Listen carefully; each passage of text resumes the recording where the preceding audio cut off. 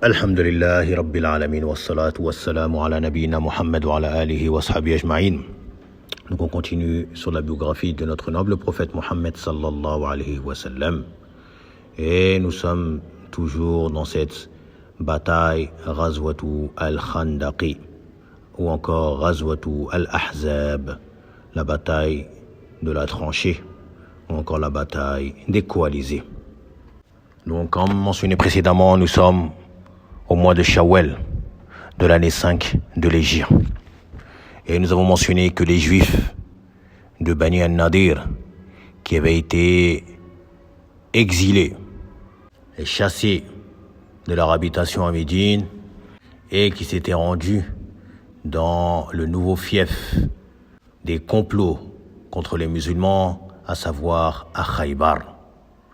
Et de là-bas, ils sont sortis un groupe pour se rendre à la ville de la Mecque, afin d'y rencontrer les chefs des Qurayshites et de les appeler à unir leurs forces afin d'aller tuer Muhammad sallallahu alayhi wa sallam, leur promettant secours et l'assistance d'autres tribus.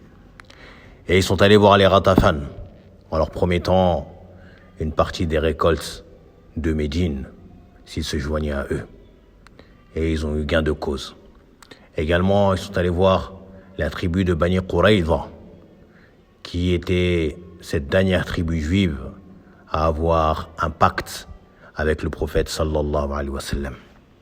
Et donc, ils leur ont forcé la main à rompre ce pacte et à se joindre à eux, afin d'en finir une fois pour tous avec Muhammad sallallahu alayhi wa sallam.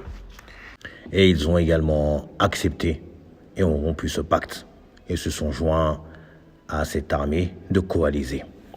C'est sur cela qu'ils ont pris la route en direction de Médine afin d'aller attaquer le prophète sallallahu alayhi wa sallam et ses compagnons radiyallahu anhum directement dans leur cité.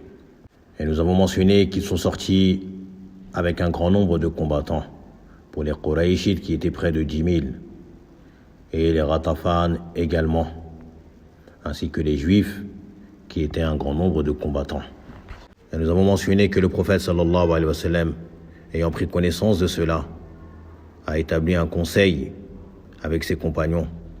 Et le noble compagnon Salman al-Farisi, radiyallahu anhu, a indiqué cette idée extraordinaire qui est de creuser une tranchée à l'entrée de Médine afin de les protéger de l'attaque de leurs ennemis. Et cela a été accepté et mis à exécution.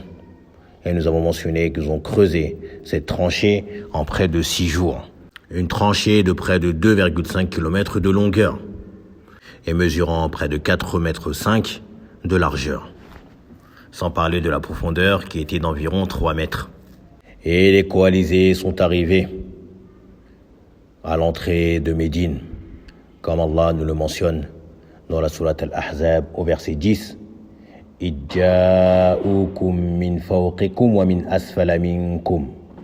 Quand ils vous vinrent d'en haut et d'en bas. D'en haut, à savoir Al-Ghatafan et également les Juifs. Et d'en bas, à savoir la tribu ou l'armée de Quraysh. Sur cela, le prophète sallallahu alayhi wa sallam et ses compagnons se sont reclus et repliés derrière cette tranchée qui faisait office de barrage entre eux et les associateurs. Et il avait avec lui près de 3000 hommes, prêts à défendre s'ils tentaient de franchir la tranchée. Et il avait fait replier les femmes dans une construction avec les enfants et les faibles à l'arrière de la cité. Et il a mis en tant que surveillant sur elle le noble compagnon Hassan ibn Thabit radiyallahu anhu, qui était un noble compagnon mais qui n'était pas aussi brave que les autres compagnons. D'où le récit où Safiya, la tante paternelle du prophète sallallahu alayhi wa sallam, qui est la sœur de son père radiyallahu anha, mentionne que alors qu'elles étaient, elles les femmes ainsi que les enfants et les faibles, dans cette construction à l'arrière de la cité, durant le siège des coalisés, eh bien, des Juifs sont passés et ils sillonnaient. Et lorsqu'un Juif a failli se rapprocher de leur construction et qu'il a failli les voir, elle a ordonné, elle a demandé à Hassan, qui était l'homme présent, de descendre et d'aller le tuer, afin qu'il ne puisse pas les voir, sinon il va appeler ses compatriotes et ils vont s'attaquer à elle. Et Hassan qui lui a dit, tu sais bien que je ne peux pas faire cela, que je n'ai pas la capacité de faire cela. Je ne suis pas un homme du combat. Sur cela, elle s'est saisie d'un pieu. Et elle est allée elle-même à la rencontre de ce juif et elle l'a frappé, elle l'a tué. Radiallahu anha. De par sa bravoure et son courage, voulant par cela protéger celle qui était avec elle. Pendant ce temps-là, du côté du messager d'Allah sallallahu alayhi wa sallam et ses compagnons, donc les associateurs qui étaient arrivés et qui se trouvaient de l'autre côté de la tranchée, tentant de la franchir, mais les musulmans les repoussaient à coups de lancers de flèches. Donc ils les tenaient en arrière et ne pouvaient point avancer. Mais un groupe de cavaliers, des Qurayshites, qui sillonnaient et qui recherchaient un lieu où la tranchée était moins élargie. Ils ont fini par trouver ce lieu et ils ont réussi à franchir. Un petit groupe d'entre eux, dont Ikrimatu ibn Abi Jahl, mais également Amru ibn Abdi Wad, qui ce dernier était un peu leur leader, car il était le plus ancien et connu comme étant le plus brave et le plus courageux d'entre eux. Et les ayant vus franchir ce passage, le prophète sallallahu alayhi wa sallam a détaché un groupe d'hommes, dont Ali ibn Abi Talib était parmi eux, qui sont allés directement à cet endroit à leur rencontre. Et Amr ibn Abd Wad qui a lancé un défi. Il est appelé au combat, au duel. Et Ali ibn Abi Talib qui s'est avancé afin de le combattre en duel. Et Amr, voulant se montrer et tenter d'effrayer les musulmans, est descendu de son cheval qu'il a tué. Peut-être visant par cela le fait qu'il ne bougera pas d'ici. Et là, Ali s'est avancé afin de le combattre en duel et il l'a tué rapidement. Ses compagnons qui ont vu cela, leur chef, cet homme brave et courageux qui se fait tuer aussi rapidement, qu'est-ce qu'ils ont fait? Ils ont pris la fuite en le laissant là-bas. Directement, ils ont pris la fuite par où ils sont venus. Mis à part cet affrontement en direct, il n'y en a pas eu d'autres, si ce n'est les échanges de flèches que s'envoyaient les musulmans et les associateurs, faisant de part et d'autre des blessés. Mais c'était une situation qui était très pénible, car les musulmans ne cessent être sur le pied de guerre. Au point, on a ce récit où, alors qu'ils étaient en pleine occupation, Omar ibn al-Khattab est venu voir le prophète sallallahu alayhi wa sallam en lui disant « Ya Rasulallah, j'ai failli ne pas prier le Asr dans son bon moment. J'ai juste eu le temps de prier que le soleil se couchait. » C'est-à-dire au moment du Maghrib. Et le prophète sallallahu alayhi wa sallam lui a dit « Par Allah, Omar, moi je n'ai pas encore prié. » Et le soleil s'était déjà couché. Et de là, le prophète sallallahu alayhi wa sallam a réuni les compagnons et ils ont prié la prière de l'Asr après le coucher du soleil, c'est-à-dire à l'entrée de la prière du Maghrib. Et cela l'avait énervé au point où il a invoqué Allah Azza wa Jal contre ses coalisés en demandant à Allah de remplir leur maison ainsi que leur tombe de feu, car ils nous ont fait rater la prière de l'Asr. Et cette situation a duré plusieurs jours. Le prophète sallallahu alayhi wa sallam, n'ayant pas connaissance que la tribu de Bani Quraïza, avec qui il avait un pacte, est-ce qu'ils avaient rompu ce pacte ou pas? Il n'avait pas cette connaissance. Il a donc envoyé deux de ses compagnons, à savoir Sa'd ibn Mu'ad ou Sa'd ibn Ubada, qui sont deux chefs des Ansar, l'un des Aws et l'autre des Khazraj, en leur demandant d'aller s'enquérir des nouvelles de Bani Quraïza et de voir s'ils avaient rompu le pacte ou pas. Et qu'à leur retour, qu'ils usent de ruses pour informer le messager d'Allah sallallahu alayhi wa sallam si tel est le cas, afin de ne pas créer de la tristesse et du désespoir chez les musulmans. Alors qu'ils sont partis les deux Sa'd, ils ont trouvé les Bani Quraïza qui étaient pleins de haine et d'animosité envers le messager d'Allah sallallahu alayhi wa sallam, au point où ils se sont même mis à l'insulter. Et Sa'd a répondu en les insultant à son tour. Puis il les a quittés. Et en arrivant auprès du messager d'Allah sallallahu alayhi wa sallam, qui leur a demandé, alors qu'il était avec les autres compagnons, « Qu'est-ce qu'il y a derrière vous ?» les interrogeant concernant la situation des Bani Quraïza, afin que cela ne soit pas su de tous. Et ils ont répondu « Adalun wa Qarratun » qui sont les deux tribus qui avaient trahi les compagnons du messager d'Allah sallallahu alayhi wa sallam dans l'expédition de Ar-Raji' qui nous est déjà passée. Donc, en mentionnant le nom de ces deux tribus, cela fait comprendre le prophète sallallahu alayhi wa sallam que tout comme tes compagnons de Ar-Raji' ont été trahis par ces deux tribus, eh bien sache que les Bani Quraïza viennent de te trahir également. Lorsqu'ils ont dit cela, ceux qui avaient compris le message qui était véhiculé, eh bien cela a sonné pour eux comme une énorme catastrophe. Et de là, l'affaire a pris une plus grande ampleur. Et c'est devenu comme Allah Azza wa Jal a dit dans son livre, dans cette sourate Al-Ahzab au verset 11, « Hunalika btuliya al-mu'minuna wa zulzilu zilzalan shadida » Et c'est là que les croyants furent alors éprouvés et secoués d'une dure secousse. Et de surcroît, l'hypocrisie s'est intensifiée, où toutes sortes de paroles ont commencé à émerger. Certains ont demandé la permission au messager d'Allah sallallahu alayhi wa sallam de pouvoir regagner leur demeure et de partir.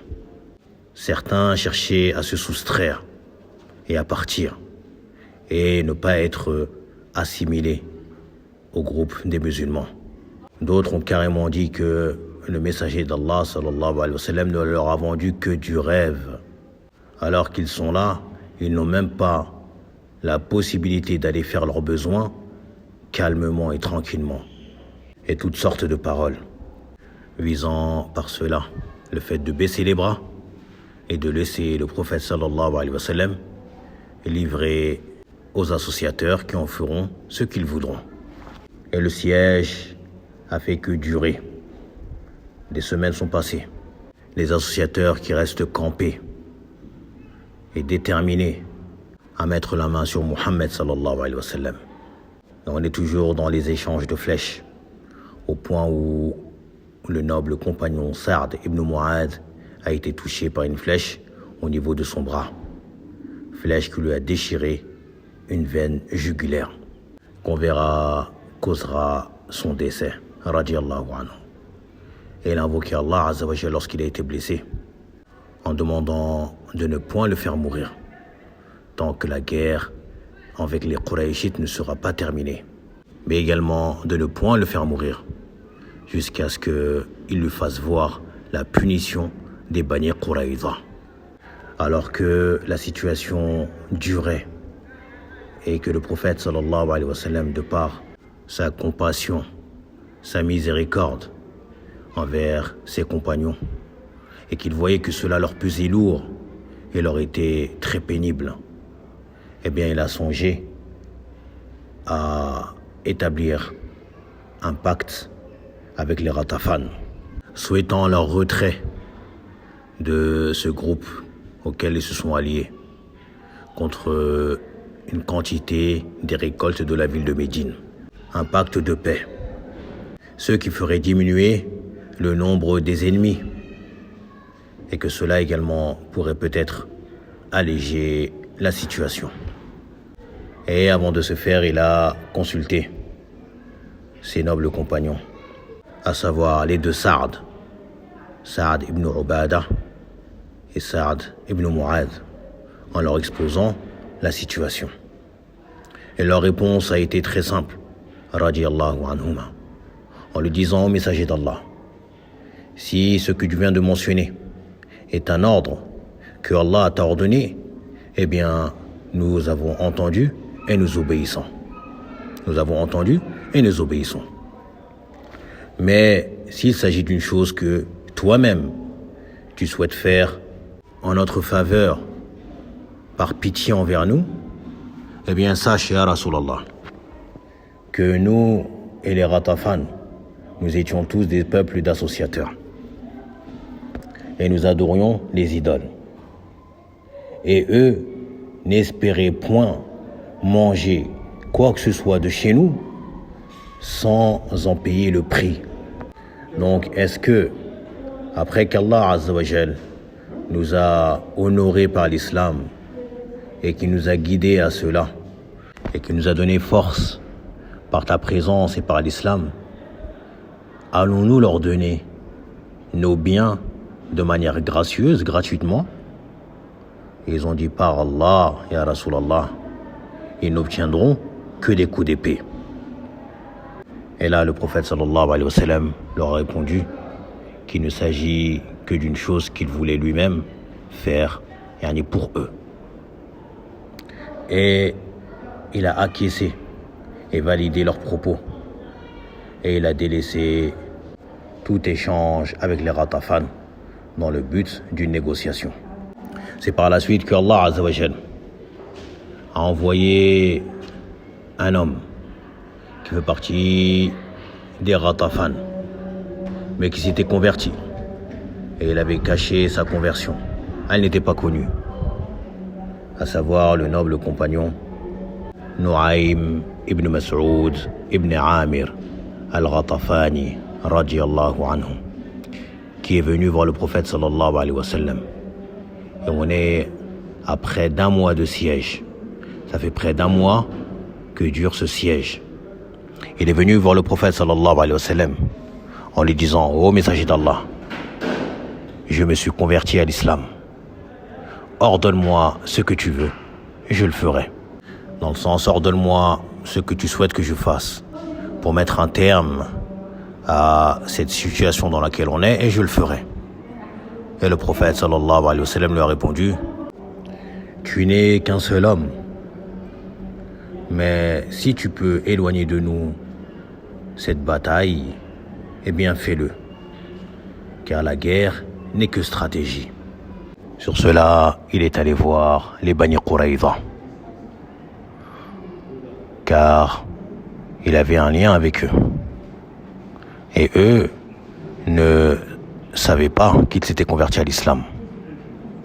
Et il leur a dit, Bani Quraïza, vous avez déclaré la guerre à Mohammed. Et vous savez que Quraysh, s'ils ont l'occasion de se débarrasser de lui, ils le feront. Sinon, ils retourneront dans leur pays, à la Mecque, et ils vous laisseront, vous et Mohammed. Et là, il fera de vous ce qu'il voudra. Et ils ne viendront pas à votre rescousse pour vous secourir ou pour vous aider. Et là, ils l'ont dit, oh Nu'aym, que devons-nous faire? Et il leur a dit, donc, ne combattez pas tant que les Qurayshites ne vous donnent pas de garantie. Demandez-leur de vous livrer des otages. S'ils vous livrent les otages, vous combattrez à leur côté. Sinon, non. Et là, ils ont pris ce conseil et cette idée comme étant bonne. Et ils se sont dit, c'est ce que nous allons faire.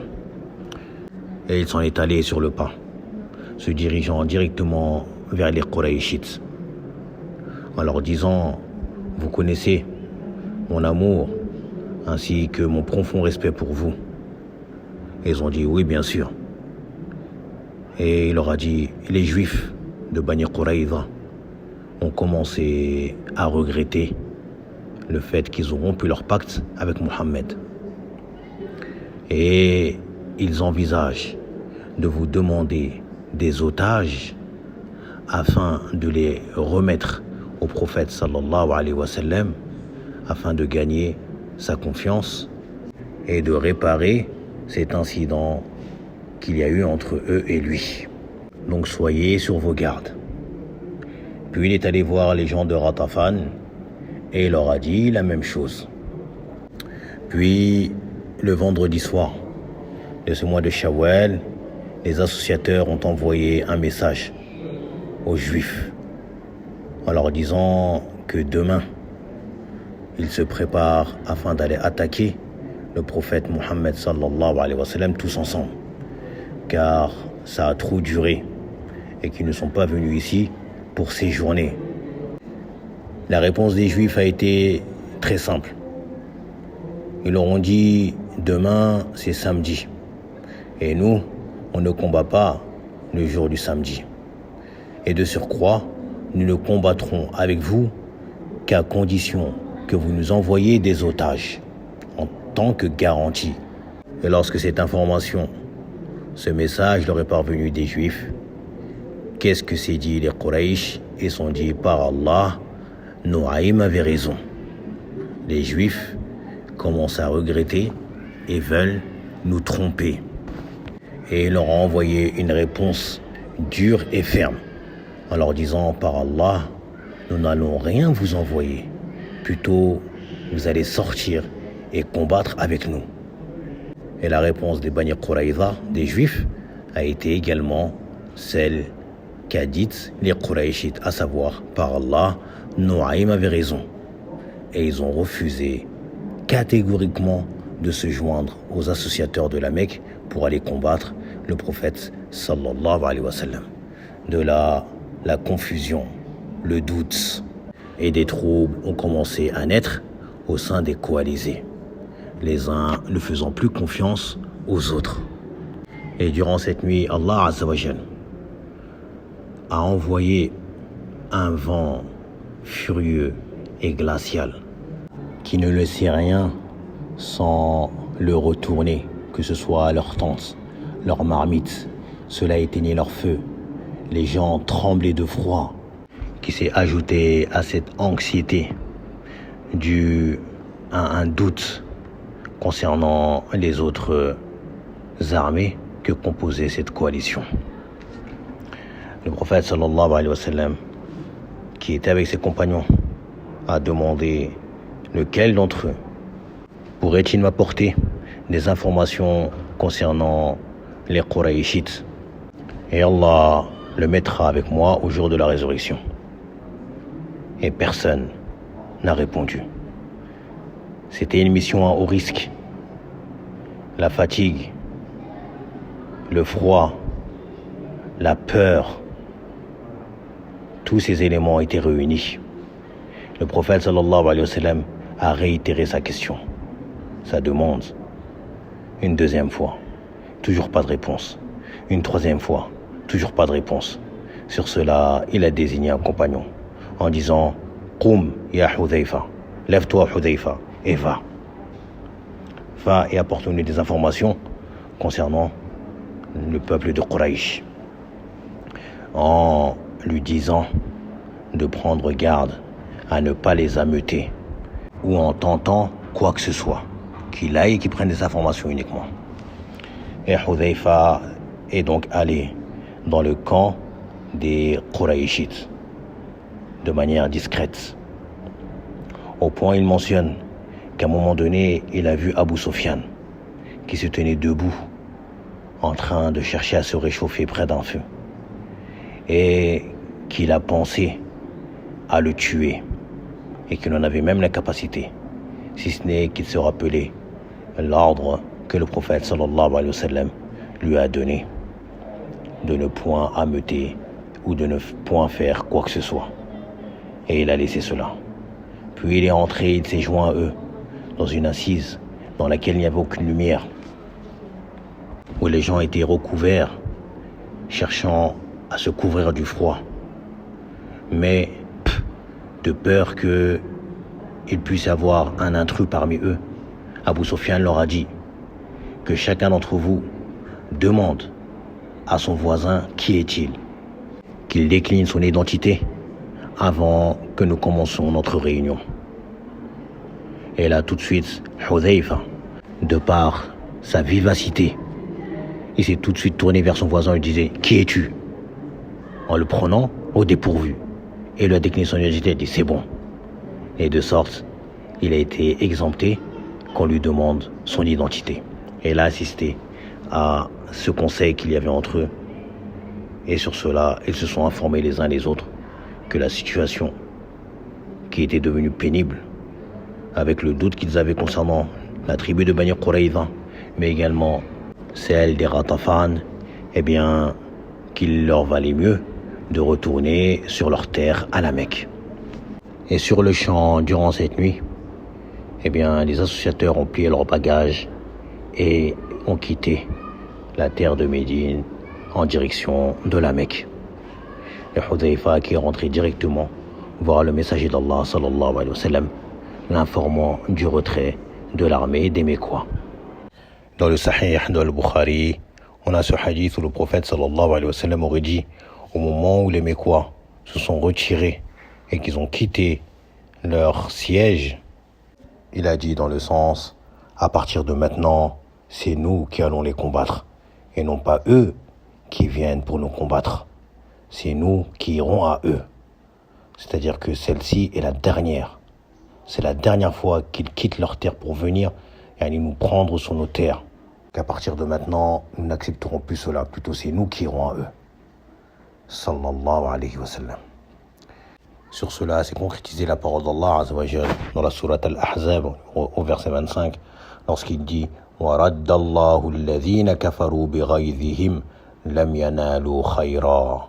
Donc Allah Azza wa Jal dit, c'est une traduction approximative du sens du verset 25 de la sourate Al-Ahzab, et Allah a renvoyé avec leur rage les mécréants sans qu'ils n'aient obtenu aucun bien. Cela car ils n'ont pas atteint ce qu'ils souhaitaient, à savoir tuer le prophète sallallahu alayhi wa sallam. Et il dit subhanahu wa ta'ala dans le même verset وَكَفَى اللَّهُ الْمُؤْمِنِينَ الْقِتَالَ وَكَانَ اللَّهُ قَوِيًّا عَزِيزًا. Il dit subhanahu wa ta'ala, et Allah a épargné aux croyants le combat, et Allah est fort et puissant.